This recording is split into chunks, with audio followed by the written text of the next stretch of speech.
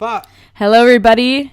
We are back with another episode of the podcast, and we hope you liked the last one. We're just going to start it off with bad news, and I'm sorry for the bad news.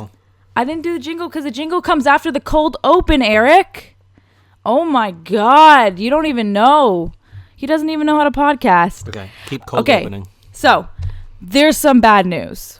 And the bad news is that my mother, annoying mother, who I originally had this podcast with, is not going to be able to join us tonight for a guest call-in because she's in Austria and it's about 11:43 p.m. there right now and everybody's sleeping. So even though she promised us she was going to be on this podcast, she's not. And that's why she's off the podcast.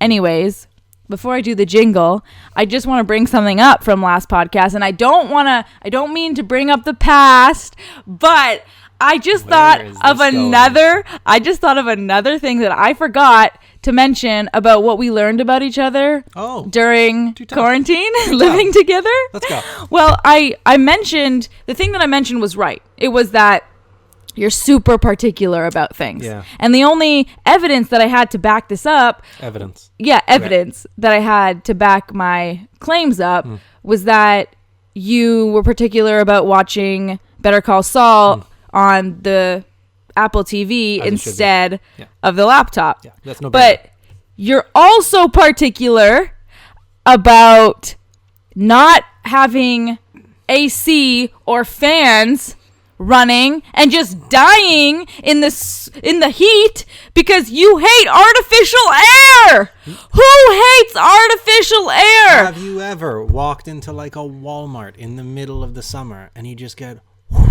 that rush of awful, disgusting cold No, air? that's or awesome. In the middle of the winter, No. and this rush of awful, hot, just curtain of disgusting air. No, I actually very much appreciate or in the middle it. of the night, since you sleep with the fan, just this constant blowing in your face. I like there's a person love standing next to the bed just breathing on you all night. Don't you wish you were the wind that was hugging every part of my skin? Do the jingle. All the time. Do the jingle. We'd had one more thing. Another. You also evidence. You also are adamant about sleeping with a blanket. With a blanket, even when it's 92 degrees Fahrenheit in the house, you are adamant. I'm not sleeping in bed if I'm not covered by a blanket. What else? But I also don't want artificial air. Like, I'm not in a prison holding cell. Am I just supposed to lie on top of the sheets because I'm cold? And then you wake up sweating. I know, but you need that thing. You need to wrap yourself in a thing to just tell your body it's bedtime. Otherwise, I'm just on a couch. Or, like, I could just literally sleep on the floor. Oh, my God. Oh, my God. Oh, my God. It's the Evie and Eric takeover. Oh, my God. Oh, my God. Oh, my God. Evie and Eric take over the podcast. Bow. How's the jingle? Can you finish the apples and cheese so I can finish the apple and cheese? No, we're not going to eat on podcast. I'll lean off. No, you're not going to lean off. Then I have to do all the work like I always do, and I'm carrying this. Lean. No. Lean back. It's a quick Lean thing. back. Okay. Anyways, let's start with our question of the close. podcast. Like, the way this microphone setup is and really it's gonna close. be like a DJ late night audio voice, and people are gonna love it in their ears. You've already yelled. No, I said I wasn't gonna yell. I mean, you raised your voice. I raised it, but I did not yell. Okay. What's also you doing everything? Do you want me to do this reading bit? Well, don't you think I'm carrying the podcast because I'm starting the conversations? Make the questions happen. Okay. At what age did you realize, oh shit, I'm getting older? Wow. You guys can answer this as well. Tweet us your responses at Evie Yanakitis on Twitter. I mean, has it happened yet? I don't know if I feel like it's if you got like a mortgage or a pet or something, like when it's not just you doing you, like when you have like an actual responsibility like that. Like, I mean, I pay rent, but that's not like a responsibility. I like have to go to the shop and buy my own groceries, but like I like to cook, so I've always had no problem going out and getting stuff. Maybe I don't feel like an adult yet. Maybe old. That was the thing, right? I don't feel old. Yeah, no, older. So you're saying there's no time, no age that you realized you sat there and was like, "Oh shit, I'm getting Like old." when I was like 10 or whatever and could sit in the front seat. That's feeling older because you're like hot shit. Like I'm in the front seat. That's a big deal. So you felt old your entire life since you were 10. Well, not like old, like I don't know. Sitting in the front seat is like, it's like the primary school equivalent of being able to buy alcohol. Okay. Like that's when you're like, you can look at your classmates and be like, yo, my mom lets me sit in the front seat now. And then they have to climb in the back and they're like booster seat and stuff like a little kid. Like that's progress. When did you feel older? This year exactly. Wow. You had a passionate answer. Why this year? Yeah. I don't know. I think it must have been the way that my birthday played out. Also, the fact that I'm on the other side of 25, and to me, 30 seems old. Like, I was already just getting used to the fact that 20 is not as old. My 20s are not as old as I thought they were. And now that I'm on the other side of 25, and I feel like I haven't done anything absolutely substantial in my life thus far. I feel like, shit, I'm getting older. And I need to start doing things that you would think an older person would do. I mean, back in my day, like 6 months ago when I was your age, the whole world was ahead of me. So I wouldn't worry. You are still my age. You just said yesterday you're a year younger than me. So you I got to am a year younger than you, but you're still what camp are you 26. You in? haven't turned 27 yet. Yeah, 27's a number. I like it better than 26 Ask for some me this reason. question again in 4 months. 27's a number. I'm not looking. This year does not count. It can't count. I don't want to do Christmas if we're still like, if there's a second wave, we're not doing Christmas.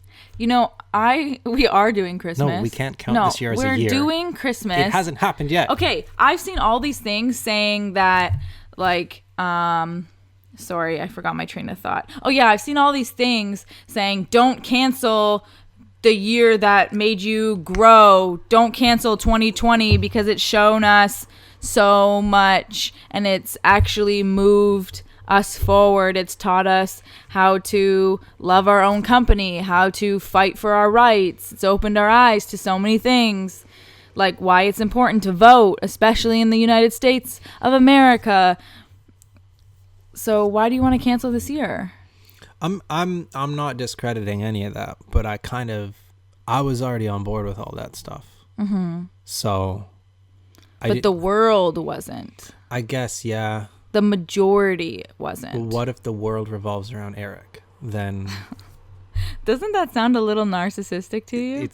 That's the definition of the word. So you're admitting on recording that you're a narcissist. No, it's a hypothetical. I'm just bringing up ideas. We're bouncing things off each other. It's brainstorming. Speaking of like this year and being canceled, let's talk about where we were a year ago during this week. Yeah. It was the first time we'd been in New York together. Mm-hmm. Remember New York? I remember New York. Yeah. I remember that because every month I have to pay rent from my bank account into an apartment in New York City. So of course I do. It smacks me in the face every month. Yeah. Mm-hmm. I'm going to have to pay you all of that. Yeah, you are. Yeah. So last year, this week, we were in New York together. We had just started dating officially. Like, we had been seeing each other and talking to each other for about 4 months prior to being, about 4.5 months prior to being together. And at the end of May, we were officially together. And then we were separated because the day that not separated, not geographically separated, not separated as a couple, but the day that Eric asked me to be his girlfriend was literally 5 minutes before I got on a bus to go to New York City. So I went to New York City, and then I flew to was that Texas that time? I don't remember. Indiana. Oh, yeah, I flew to Indiana. Remember when Liverpool won the Champions League? Yes, I was in Yeah. Indiana. Eric was celebrating the Champions League on June 1st. Liverpool winning the Champions League. And then we met back in New York around the 13th, June 13th. I got on a bus on the 13th. So you arrived the June 14th? 14th, yeah. So we had only been together 2 weeks, but we hadn't even seen each other for those 2 weeks that we were official. Yeah. So this was our first time 90 officially Day together. Fiancé gear. And this was our first time in New York together, living together. This was like the first time we were going to see what it was like to be around each other 24/7 Yeah. for 7 days a week. Yeah. I guess the backstory behind it too is I had tickets to a concert. That's right. That's Remember when right. concerts were a thing? Yeah. And the concert got rescheduled because it was the Stones, and they're obviously all like dead old.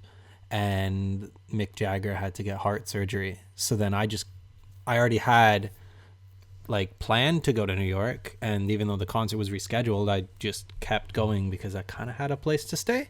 So you made it official before I left so that you would have a place to stay. We're joining dots that don't exist. So, Oh, really? Yeah.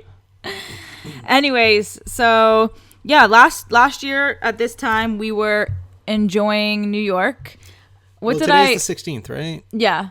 Was Sorry. today the day I did the surprise? No, that was yesterday. We did 2 crazy busy days in a row, and then we did the 16th was just a chill day. Okay. So tell them what the surprise was that I took you on last year. It was a helicopter ride, and it went over Manhattan. So we started in New Jersey. It went up the Hudson River it was at the top of Central Park. Mm-hmm. And then it flies straight across Manhattan and then comes down the other side.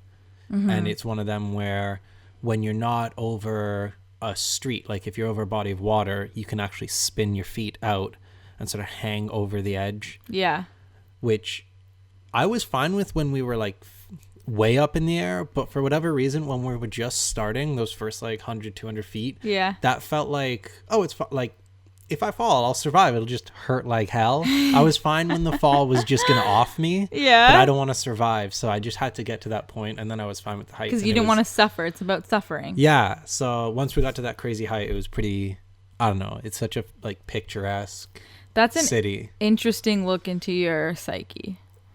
Like, you just flat out want to go. You don't want to suffer while going or have a chance to survive, even with a broke body. Yeah.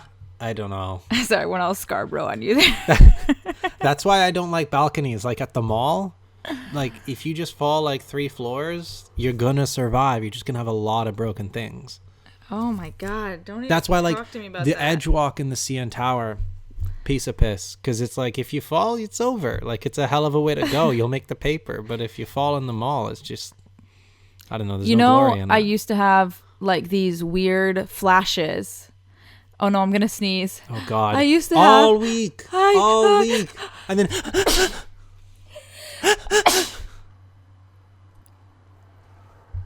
Sorry about that. I used to have these flashes / daydreams where. There it is. There's the sound. Why do you do that? Because it's the truth. My mom. What is that? My mom told me that if you sneeze while you're thinking about something or while you say something, it means it's the truth. What you're saying is the truth. So anyways, I used to have these daydreams where I would imagine somebody, like a car running over my ankle and it's snapping, or like a train running over my ankle and my ankle just snapping. Oh, I hate this. I was having these dreams while I had this whole surgery thing going on. So I don't know if that contributed to just my fear of my ankle story. And maybe it was like a reflection of what was going on deep in my subconscious. But I was constantly having these flashbacks. I'm thankful to say that like none of that has ever happened. The flashbacks or what happened in the flashbacks has never become a reality. But like they've stopped altogether. So I'm thankful for that. But that just reminded me of that. Of what we were talking about falling and not suffering. Yeah.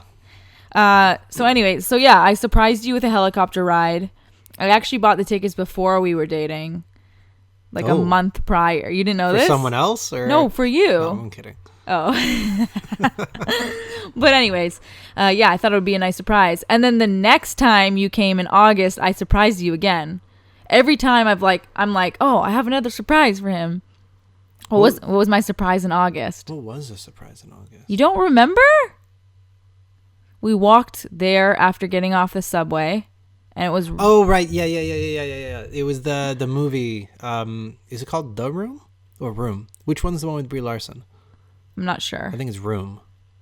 Oh, okay. So it's The Room. With Tommy Wiseau. Yeah, Tommy Wiseau. Weird ass movie. It was supposed to be the worst movie you'll ever see. That was actually funded for like millions of dollars out of his own pocket, and this guy is like a mystery to the world. You don't know his age, you don't know his ethnicity, you don't know where he came from.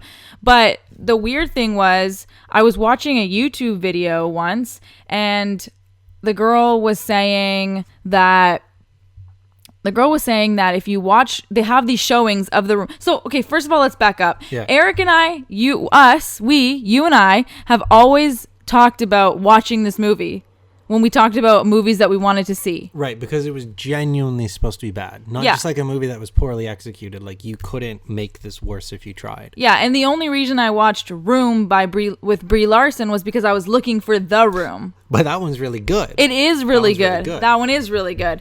But so that was the reason. And you were like, oh yeah, I'm trying to find out where to watch that too. So when I was watching this YouTube video, the girl was like, oh yeah, sometimes they have these showings in LA and New York like once a month for The Room. And I was like, The Room? She just said The Room. So then I looked up The Room showings in New York City, and it just happened to be on the weekend that you were going to be in town in New York City. So I booked our tickets for it. I wasn't really sure what we were walking into, but the thing that fascinated me the most was like, she said that people were throwing spoons at the screen and they were yelling things. And I was like, why would people be throwing spoons at the screen, and why would they be yelling things during a movie? Like, this doesn't make any sense. Then we came to find out that it was like a cult following. People watch this every month just to bring bags, like loads, boxes of plastic spoons to throw at the screen. The thing was, in the background of, not one of the scenes, but frequently there's framed pictures, but for whatever reason in the picture frame is a picture of a spoon. No, not for whatever reason. Those were the stock photos that they didn't take out. Oh, really? Yeah. Oh my God. Yeah. So like when he bought it at Walmart or whatever, it had a spoon. Oh my God. It had a spoon in the thing, and they didn't take the stock photos out. So that was the thing. So every time there was water, you would yell, water! And then every time you saw a spoon in a picture frame on screen, you would throw plastic spoons. And we were like, you know how the theater is divided up between like back seats, and then there's like this strip for people to walk through, and then there's these front seats. You never want to sit on the front seats because your neck is like too far back in that section. But anyways, we decided to sit at the back row of the front seats, and people were throwing spoons, and they just kept flying on us, like just tearing down, like pouring down on us. Like, you know the saying, raining like cats and dogs? It was raining spoons. And there was the three literally people that brought the football, American football. And then partway through the movie, they just started standing up and throwing the football during the movie. There's a lot of, I highly recommend, if you can Google like The Room showings, if you're in New York City or in LA when everything opens back up,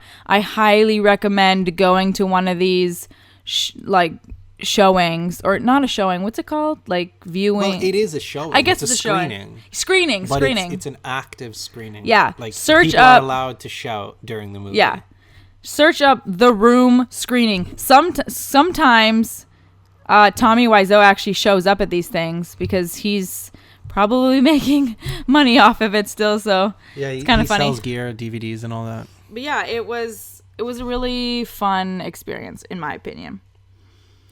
Anyways, what else did we do there that you liked that week? The one in June. Yeah.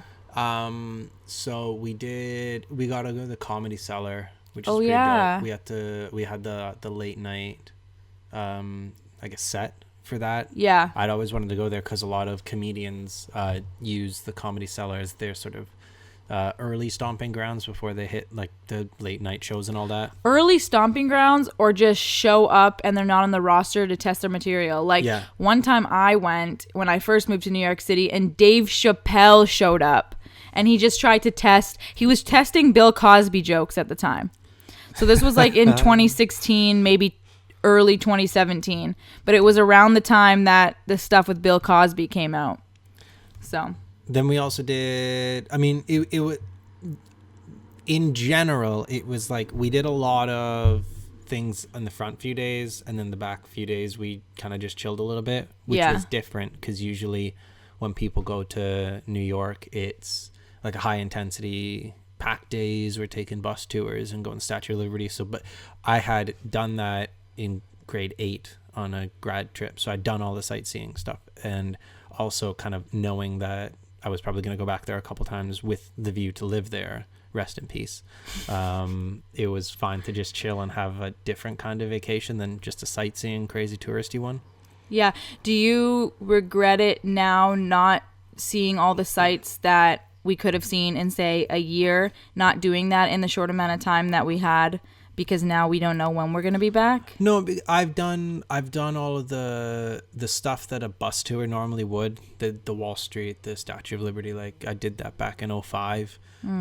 So the things that interest me now is just restaurants and like the Stone Streets and the Brooklyn Bridge. But like also we ate out almost as much as we could. Yeah, but then part of it too is just the idea of like going to a town to visit is fine, and checking out all the sites is fine, but it's also kind of cool to see it from a local's perspective. Absolutely. So that to me, sometimes when I've had the opportunity to be away with someone who lives there, I don't know, it just feels like you're getting, we've said before how like books, sort of like millions of books come out every year, but then in 100 years only the ones that stood the test of time will be worth reading. So someone who's lived there every day, the restaurant they keep going back to is the best. Is it the best, or is it just comfort and convenience?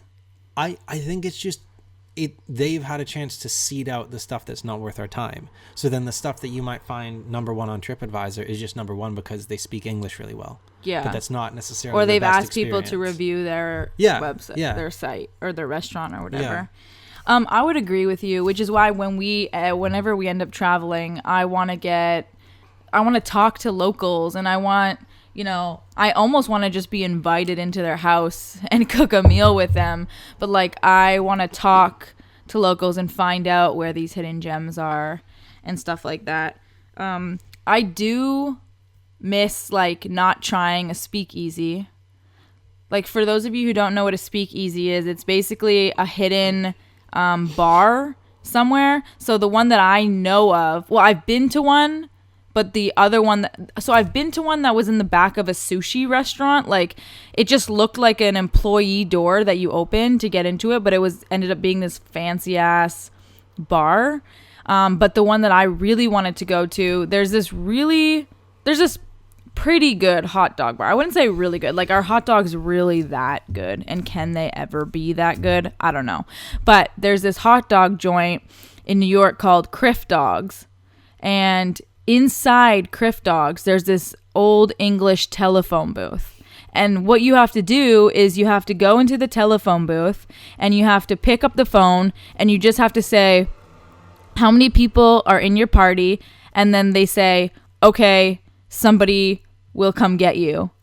And then you just wait for somebody to come get you. And then you go somehow, I don't know where, into a bar. And like, how cool is that? I really do. I do want to do that, but I don't think that is sort of like an opportunity lost. What do you think is an opportunity lost? I don't think there is. I don't think there's anything. What about being there during the breakout of the pandemic, or being there for the protests? Well, that's different. That's like not a hindsight thing. That's a now thing. Oh. Sort of. So like, I mean, in general, it's kind of interesting to compare it to the week that I was there, because obviously right now we're not there during the protesting or even during like being in New York, which is a super busy place, when there's absolutely no one on the streets, would have been an interesting experience. Yeah. And then I can kind of compare it to this week last year when I was there, because that's when the Raptors had won the parade.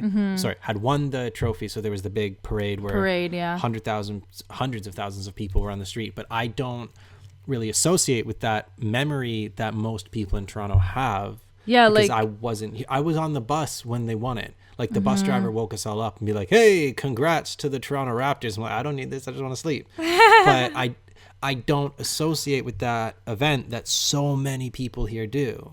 It is weird. I don't associate with it either for two reasons. One, I've been in New York so long that like even when I was living here, I've always felt my head and my heart were still in New York. And two, I was literally in New York with you when the Raptors won. So I also missed that. We both missed something else that happened in New York that was more traumatic and tragic, but it was still like an event that unites Toronto, and we've missed that as well, which was the van thing. Oh yeah, I was going to Liverpool. I was in the airport when the news was breaking that something had happened.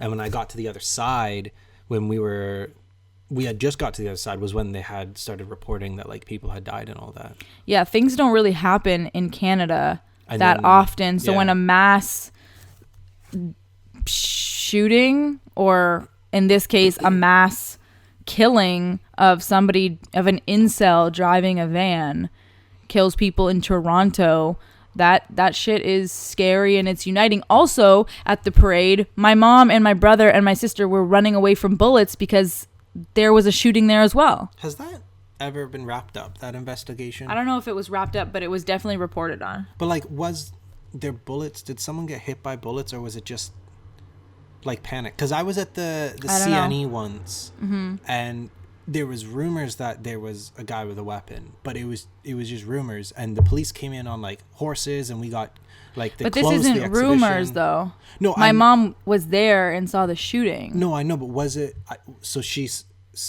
It was like across the fence from her. They all had to jump. So there was a dude with a gun that was loaded. Yeah. Really? Yeah. And the report said but like, what said it was. Sorry, I mean, was he firing at someone, or was it just completely random? I have no idea. Like, I think it was a fight that broke out. So in general, the people there were only at risk if a stray bullet. Yeah, it was crossfire. Like if you were in the crossfire, was just anyone. No, it wasn't like the van thing. Okay, that's what I meant by had they figured it out, because I didn't know if it was everyone there could have been. Like the Vegas. I mean, we'll have to confirm with my mom next week on the podcast. But as far as I remember what she said, I think it was a crossfire thing. I don't believe it was just a random shooting. Yeah.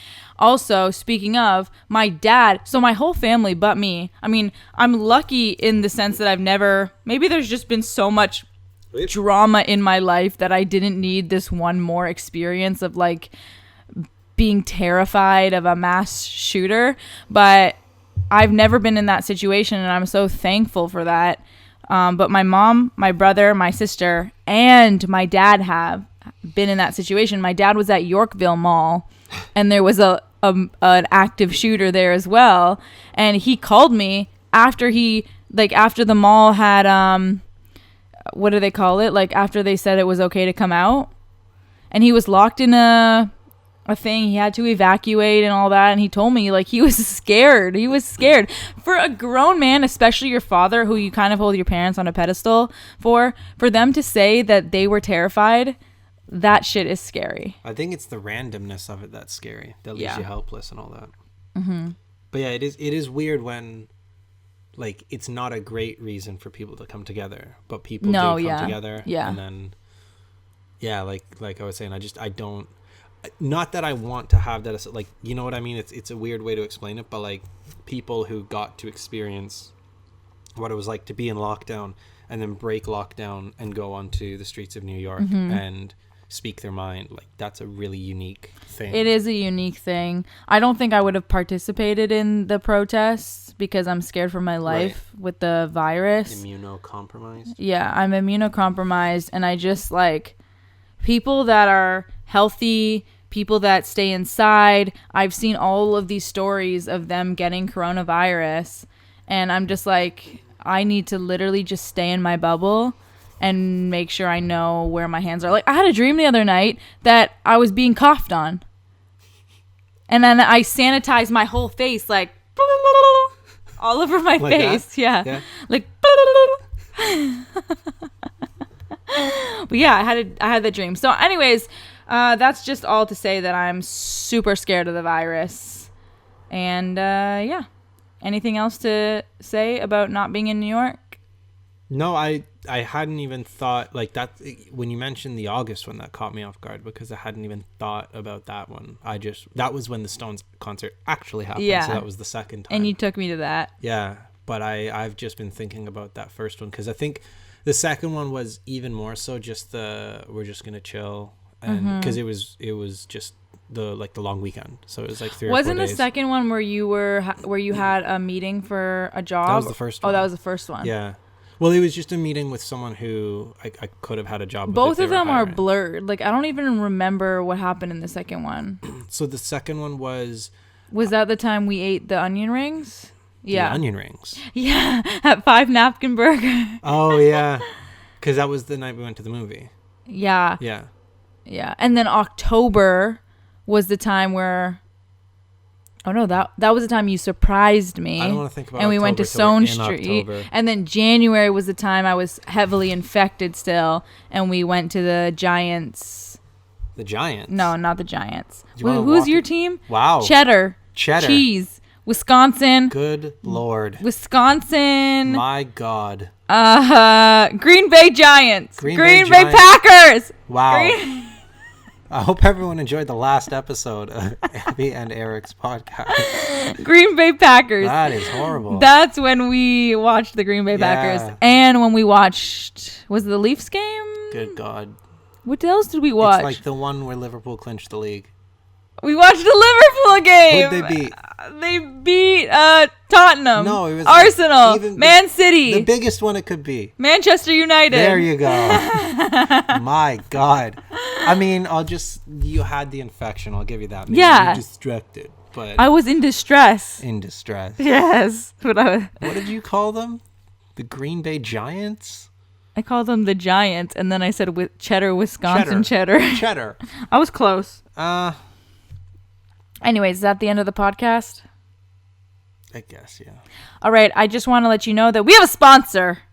And the sponsor We have a is sponsor? Effie's poetry book. And her book is coming out within the next 2 weeks. So stay tuned for where you can You find have that. to have it out in 2 weeks now. I know. I'm Set a deadline. I'm literally saying that everywhere so that I can have it out in 2 weeks because the poems are done. I just need to do the write-ups. Basically, it's a mini poetry ebook, and it's more than just poetry because I have poetry. I have 7 poems, but I also have not explanations that explain the poems, but sort of like short stories or lessons I've learned that are like sort of the intent behind the poem.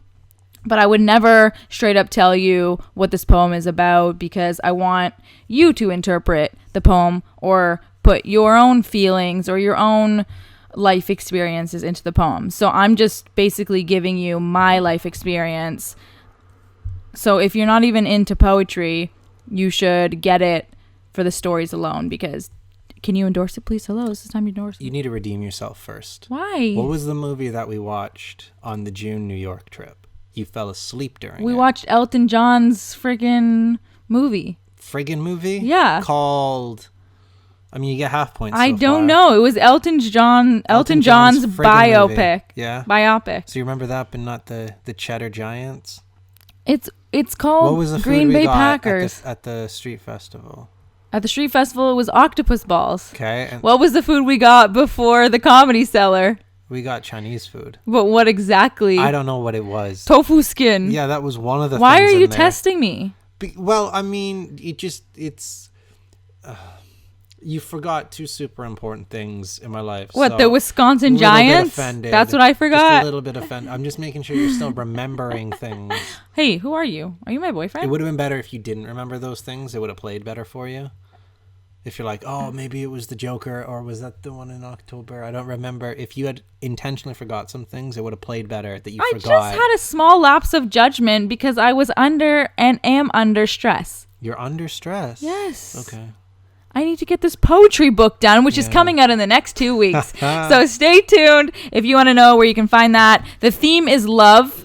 I'm still working around with titles, but the theme is about love. They are love poems, breakup poems, future poems. I don't know. Anyways, if you're not into poetry, it's still worth it to pick it up because the explanations and the stories are worth it. Now you endorse me. I love my Green Bay Packers. The Bears still suck. The Bears still suck. The Bears still suck. The Bears still suck. So are you going to endorse me now? Yeah. Okay. It's funny. The stories are good. It's worth a read. Short and it's sweet. It's going to be designed with oversight from Eric, so it's going to look dope. Anyways, thank you guys for listening.